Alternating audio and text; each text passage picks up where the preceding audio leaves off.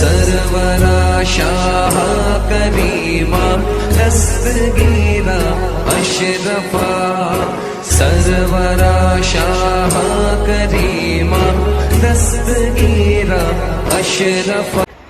آج کل جو میں نے دیکھا حضرت کی ایک چلا پیر پرستی، کہہ رہے وہ بڑے بہت بڑے پیر پرست ہیں. میں نے کیسے بھی پیر پرست ہیں؟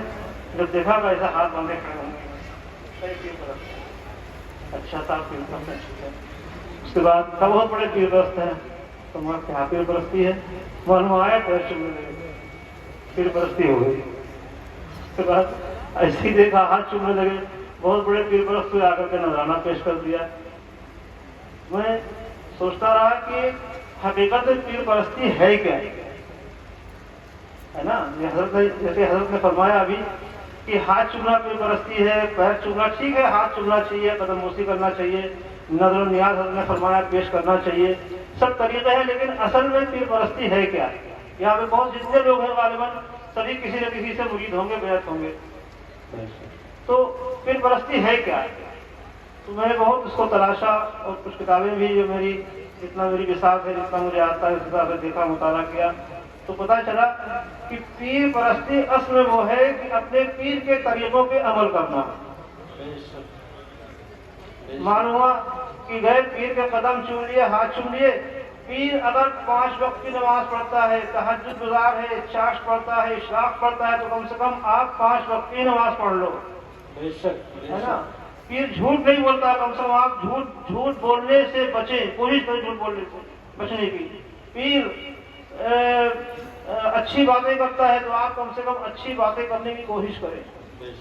تو یہ پیر پرستی ہے. ہاتھ باندھ کے کھڑے ہونا، ہاتھ چوم لینا، پیروں پہ گر پڑنا، نعرے لگانا، اچھل اچھل کے نعرے لگا رہے ہیں، کود رہے ہیں، راستہ نکلنے نہیں دے رہے ہیں، یہ پیر پرستی نہیں ہے.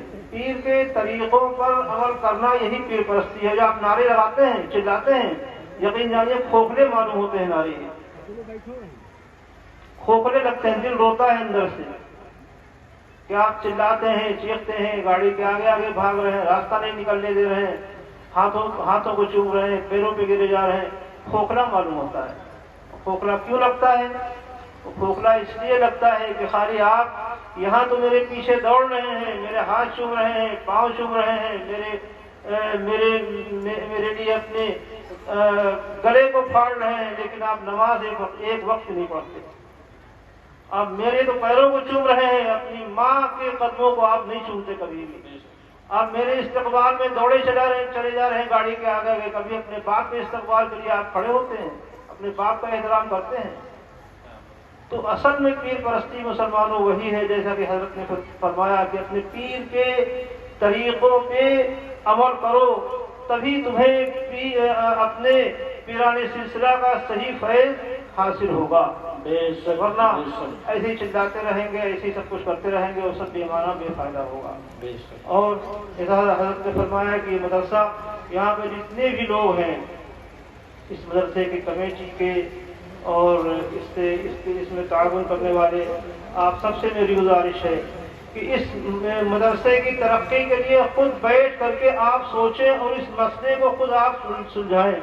کسی کی کوئی ضرورت نہیں کہ فلاں کو بلا لیجئے، فلاں کو بٹھا لیجئے. اگر آپ ضرورت سمجھیں تو بلا لیں، لیکن اس مدرسے کو جس طرح سے یہ چل رہا تھا، جس پیمانے پہ یہ مدرسہ چل رہا تھا، اسی پیمانے پہ اس مدرسے کو چلنا چاہیے. یہ میری آپ سے گزارش ہے، چاہے اس کو گزارش سمجھ لیں یا میرا حکم آپ مان لیں. اب کی جب آؤں تو مدرسہ جیسے پہلے تھا ویسے ہی انشاءاللہ ہونا چاہیے. انشاءاللہ. مولانا مسعود صاحب نے فرمایا کہ اتحاد کے ساتھ، اتفاق کے ساتھ، اس کی فضیلت اس کے بارے میں آپ نے بیان فرمایا کہ اتحاد اتفاق کے ساتھ میں اس مدرسے کو جس طرح سے یہ چل رہا تھا اس طرح سے اس کو چلانے کی کوشش کریں. اور میں تو سمجھتا ہوں کہ ہر کام میں شریعت کو فوقیت دیں، ہے نا. ہر کام میں شریعت کو فوقیت دیں. جب آپ ہر کام میں شریعت کو فوقیت دیں گے تو نہ کوئی لڑائی ہوگا، نہ جھگڑا ہوگا، یہ مدرسہ بھی ترقی پا جائے گا انشاءاللہ. اور جب آپ شریعت کو بالائے طاق رکھیں گے تو لڑائی بھی ہوں گے، جھگڑے بھی ہوں گے. اور تمام طرح کی باتیں، تمام طرح کی برائیاں ہمارے اندر پیدا ہو جائیں گی۔ تو ہمارے بزرگوں کا بھی یہی طریقہ رہا۔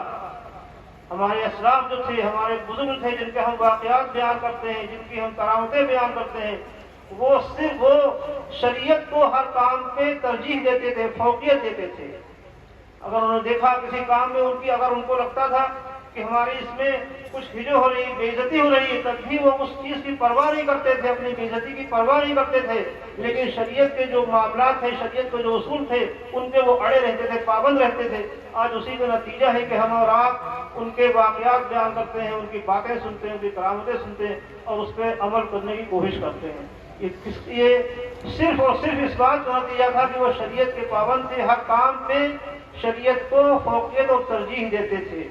اگر ہم اپنے گھریلو معاملات میں، اپنی جو ہماری گھریلو زندگی ہے، ہماری معاشی زندگی ہو، کسی طرح کی زندگی ہو، ہر معاملات میں اگر ہم شریعت کو مسلمانوں فوقیت دیں تو ہماری تمام برائیاں ختم ہو جائیں گی، گھر کے جھگڑے ختم ہو جائیں گے، آج تمام اختلافات چل رہے ہیں یہ سب ختم ہو جائیں گے۔ اللہ تعالیٰ آپ سب کو اچھا رکھے، سلامت رکھے، اس مدرسے کو اللہ تعالیٰ خوب ترقی عطا فرمائے، اور جتنے بھی لوگ یہاں پہ حاضر ہیں سب کے نیک غیر مقاصد کو اللہ تعالیٰ پورا فرمائے، سب کے ایمان میں، عمل میں، کاروبار رزق میں اللہ تعالیٰ خوب برکتیں اور ترقی عطا فرمائے، سب کی جان مال عزت آبرو کی اللہ تعالیٰ حفاظت فرمائے، ہم سب کا خاتمہ اللہ تعالیٰ ایمان فرمائے۔